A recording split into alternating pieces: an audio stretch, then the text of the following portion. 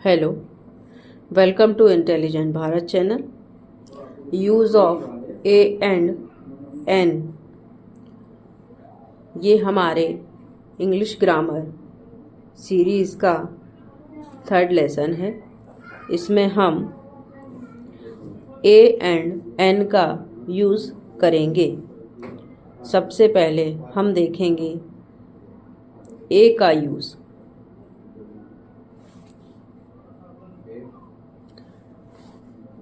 ए का यूज़ हम कॉन्सोनेंट से स्टार्ट होने वाले वर्ड्स के लिए यूज़ करते हैं, जैसा कि a book, a table, a chair, a dog, a bun, a girl, a man, a parrot, a book, a clock, a mango, a doll, a lamp, a crow और tree. इस तरह से हमने ए का यूज़ करना सीखा। आइए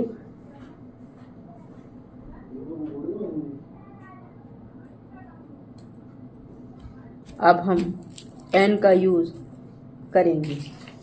एन का यूज़ करने के लिए एक कंडीशन होती है।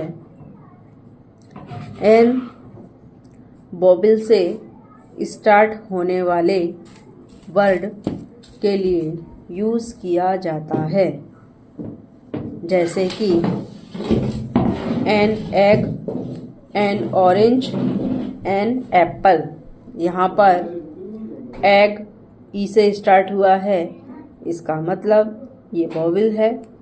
एन ऑरेंज ये ओ से स्टार्ट किया है, इसका मतलब ये वोवेल्स है।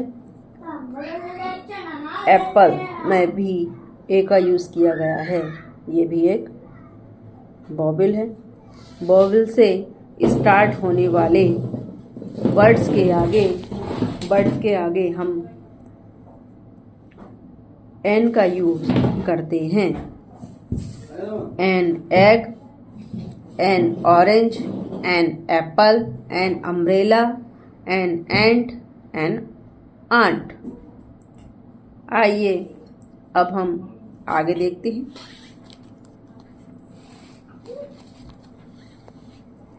an igloo, an axe, an eagle, an eye, an onion, an officer, an ox, an ostrich, an elephant। आइए हम अब आगे एक्सरसाइज करते हैं। फिर इन द ब्लैंक्स में ट्री के आगे क्या आना चाहिए, क्योंकि ये एक कॉन्सोनेंट से स्टार्ट हुआ है, इसलिए हम इसमें ए का यूज़ करेंगे। A tree. वहीं एग वोवेल से स्टार्ट हुआ है, इसीलिए हम इसके आगे एन का यूज़ करेंगे। An egg. फिर आगे देखेंगे वॉच। वॉच का यूज़ कॉन्सोनेंट से हुआ है, कॉन्सोनेंट से स्टार्ट हुआ है वॉच वर्ड, इसलिए हम इसके आगे ए लिखेंगे। तो हम आगे पढ़ते जाएंगे। A tree, N egg, a watch, a pen, a bag, an ant, a book, a mango, an umbrella, a bottle, an elephant, an apple, a chair, a table, an orange, an axe, a house, a parrot, a kite, a quail। अब आगे यहाँ पर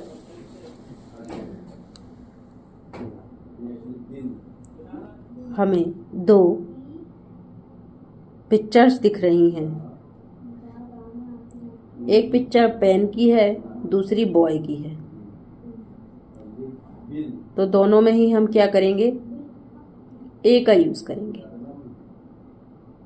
हमें यहाँ पर ए और N का use करना है। तो पेन भी कॉन्सोनेंट से स्टार्ट होने वाला वर्ड है और बॉय भी कॉन्सोनेंट से स्टार्ट होने वाला वर्ड है, इसलिए हम दोनों में ही ए का यूज़ करेंगे। ए पेन, ए बॉय। आगे देखते हैं। यहाँ पर हमें कुछ और पिक्चर्स दी हैं। Watch, a watch, an egg, a watch, an egg, a pot, a rose, a table, an umbrella and eggs, a woman, a man, an igloo। इस तरह से हमने ए और एन लगाना सीखा। आगे हम करेक्ट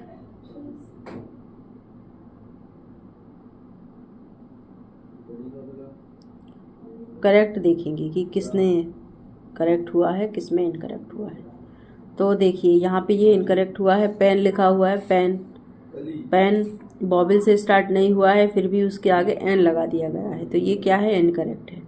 करेक्ट करने के लिए हमको क्या करना पड़ेगा, ए पेन लिखना पड़ेगा। वहीं सेकंड नंबर पे ऑरेंज लिखा हुआ है। ऑरेंज एक बॉबिल से स्टार्ट हुआ है, लेकिन इसके आगे ए लिखा हुआ है, ये भी रॉन्ग लिखा है। हमको क्या लिखना है इसके आगे, एन ऑरेंज। फिर वैसे ही यहाँ लिखेंगे एन इग्लू।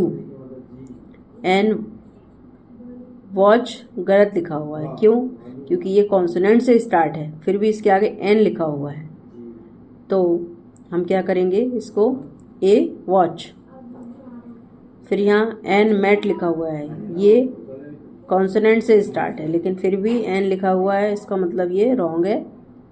हम इसको सही कैसे लिखेंगे, ए मैट, एन स्टेज, ये सही लिखा हुआ है। हम इसको क्यों बोल रहे हैं सही, क्योंकि हालांकि ये कॉन्सोनेंट से बना हुआ है, लेकिन जब हम इसका प्रोनाउंसिएशन देख रहे हैं तब आई का साउंड आ रहा है, स्टेज, इसलिए ये सही लिखा हुआ है, एन स्टेज। फिर ये यहाँ पे गलत लिखा है, ए एक्स, तो इसको कैसे लिखेंगे सही, an ox. An onion, a boy, a lotus, an apple, a tiger, an ant, a book, an eagle, a table। इस तरह से बाकी वर्ड का करेक्ट हो जाएगा। आइए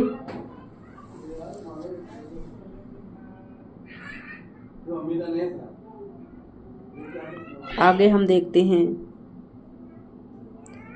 बॉबिल्स कौन कौन से होते हैं। आगे बॉबिल्स देखने के लिए यहाँ पे हमें एक पिक्चर दी है, सनफ्लावर का फूल बना हुआ है और यहाँ पे हमको 5 लीव्स दी हुई हैं, ठीक है, 1 2 3 4 5।